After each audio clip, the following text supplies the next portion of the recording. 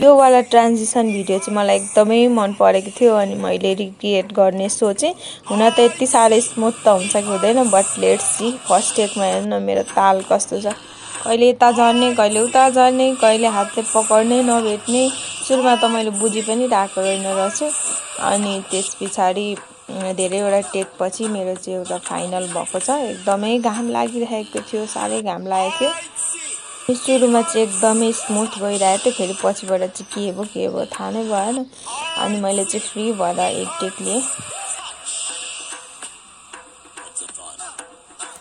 यही मेरो अगाडिको पार्ट चाहिँ भइसकेको छ अनि म छिटो मेकअप गर्नतिर लागेँ। खासमा भन्नु पर्दाखेरि अगाडिको पार्ट चाहिँ मैले आज खिचेको अनि यो पछाडिको पार्ट चाहिँ मैले हिजै खिचेको थिएँ। हिजो हुन त अगाडिको पार्ट पनि हिजै गरेको थिएँ, तर मलाई चाहिँ त्यति साह्रो चित्त बुझेन। अनि फेरि आज फेरि रिक्रिएट गरेर अनि एडिट गर्दैछु।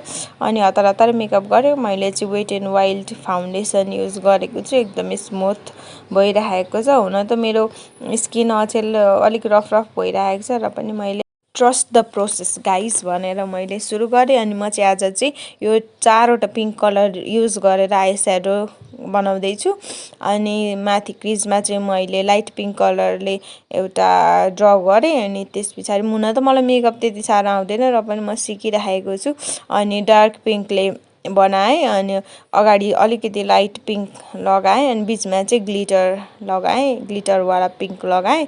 अनि माथि चाहिँ मैले हल्का टल्किने लगाइरहेको छु हाइलाइटर अनि गाजर लगाएँ। अनि मेरो मेकअप चाहिँ यस्तै हो, सिम्पल भन्दा नि आज त मैले ओभरै गरिरहेको थिएँ र पनि मेरो ड्रेस अनुसारको चाहिँ त्यो चाहिँ म्याच हुन्छ जस्तो लाग्छ, किनकि मेरो ड्रेस पनि एकदम ट्रेडिसनल टाइपको छ नि त। अनि स्प्रे लगाउँदाखेरि चाहिँ म कहिल्यै बानी भएन क्या, जहिले तर्सिन्छु।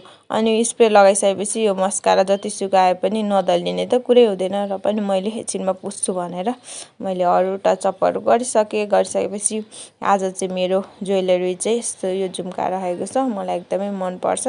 अनि हातमा चाहिँ म एउटा 2टा चुरा मात्रै लाउँछु, अरू केही पनि लगाउँदिनँ, एकदमै मिनिमल लगाउँछु। अनि आजको चाहिँ क्विन भनेको चाहिँ यो बो रहेको छ, क्विन अफ एभ्रिथिङ। अनि त्यहाँ बो लगाउनको लागि म धेरै एक्साइटेड थिएँ। अनि मेरो यो हेयरस्टाइल चाहिँ मेरो कम्फर्ट प्लस मलाई मनपर्ने हेयरस्टाइल पनि हो। पहिलादेखि मेरो चाहिँ चेन्जै भएको छैन क्या। अनि म माथि गएर फेरि गर्न थालेँ, सुट गर्न थालेँ। अनि 1 भएन 2 भएन, फाइनली गाइज मेरो पनि सुट भइसकेको छ। Thank you for watching.